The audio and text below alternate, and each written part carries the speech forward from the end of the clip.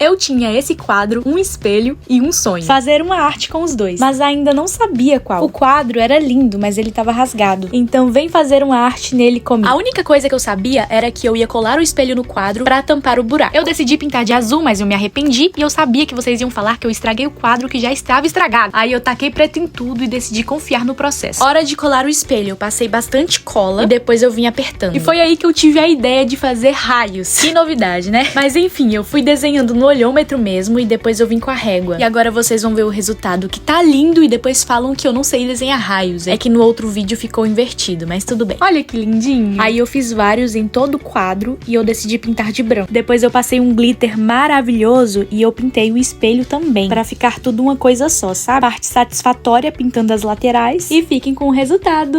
Ai, eu tô apaixonada. E lembrando que eu sou cantora e não pintora, tá? Então não levem tão a sério. Mas é isso, eu espero que vocês tenham gostado e até o próximo vídeo. Beijo, raios!